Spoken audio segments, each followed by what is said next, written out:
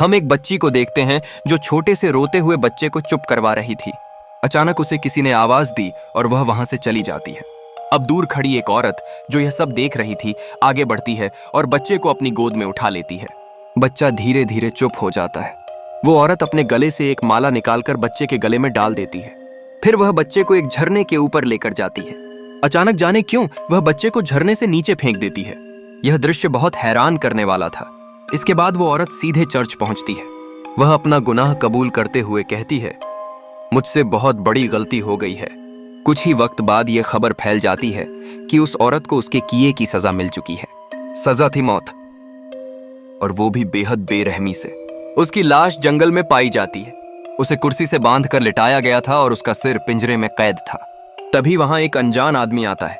वह औरत की उंगली काटकर एक कपड़े में रख लेता है। इसके बाद हम कहानी की असली किरदार से मिलते हैं। उसका नाम था एगस। एगस 17 साल की एक गरीब लड़की थी। वह अपने भाई और माँ के साथ रहती थी। आज उसकी शादी थी और इस वजह से वह बहुत खुश थी।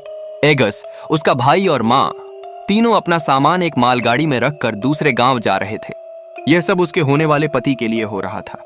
जब वे लोग दूल्हे के घर पहुंचे तो देखा कि शादी की तैयारियां जोर शोर से चल रही थीं। एगस की शादी जिस लड़के से हो रही थी उसका नाम था वुल्फ। गांव वाले खुशी से एगस को अपने हाथों पर उठा लेते हैं। एगस भी बेहद खुश हो जाती है।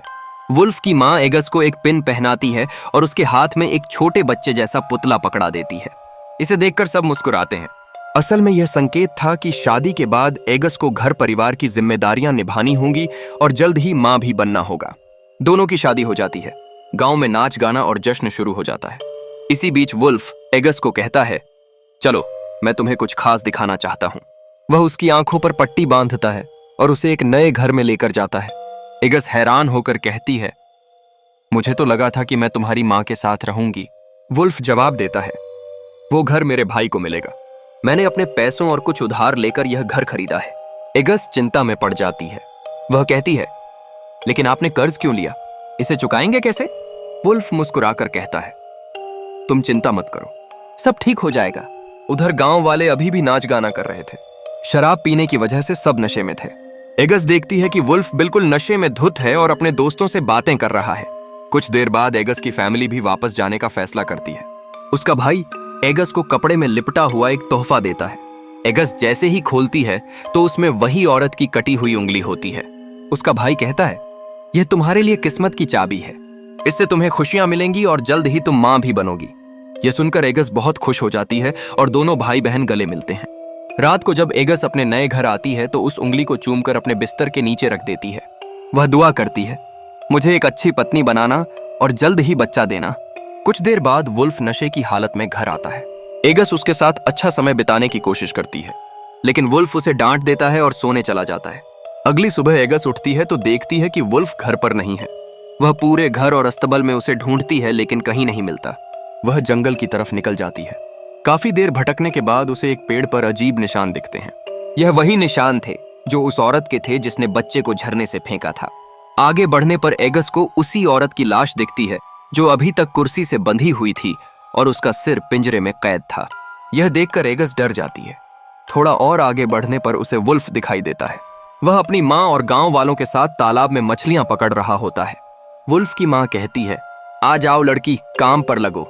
एगस कोशिश करती है लेकिन क्योंकि उसने पहले कभी ऐसा काम नहीं किया उसे बहुत मुश्किल होती है। तभी चर्च की घंटियां बजने लगती हैं। यह सुनकर एगस घुटनों के बल बैठकर दुआ करने लगती है। वुल्फ की माँ गुस्से में कहती है, बस करो प्रेयर्स, अब काम पर लगो। और एगस थकी हुई थी लेकिन फिर भी काम करती रही। शाम होते होते गांव वाले अपना काम खत्म करके घर लौट गए। वुल्फ और एगस भी वापस आए। घर पहुंचते ही वुल्फ सोफे पर गिर गया और शराब पीने लगा। एगस ने उसका खाना बनाया लेकिन वुल्फ ने गुस्से में थाली फेंक दी। वह चिल्लाकर बोला, तुम्हें काम करना नहीं आता, तुम बस बेकार हो। एगस की आंखों में आंसू भर गए। वह अपने कमरे में जाकर रोने लगी। रात को सोने से पहले उसने फिर वही उंगली हाथ में उठाई और भगवान से प्रार्थना की, मुझे शक्ति देना, मुझे सहन शक्ति देना। अगली सुबह गांव में हलचल मच गई। एक और बच्चा रहस्यमय तरीके से गायब हो गया था। गांव वाले सब मिलकर बच्चे को ढूंढने लगे।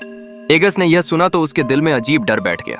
उसे लगा जैसे उस उंगली से कोई बुरा असर फैल रहा हो। उसी रात जब सब सो रहे थे, एगस ने सपना देखा। सपने में वही औरत आई। वही जिसने बच्चा झरने से फेंका था। उसकी आंखें लाल चमक रही थीं। वह औरत एगस से बोली, तुम्हें मां बनना है तो कीमत चुकानी होगी। एगस घबरा कर उठ बैठी। उसने देखा उसके कमरे में वही छोटा पुतला रखा हुआ था जो शादी के वक्त दिया गया था, लेकिन अब उसमें से खून टपक रहा था। डरी हुई एगस ने पुतले को उठाया और बाहर जाकर जला दिया। लेकिन जैसे ही वह लौटी, पुतला फिर से उसके बिस्तर पर रखा हुआ मिला। एगस चिल्लाकर रोने लगी। वुल्फ,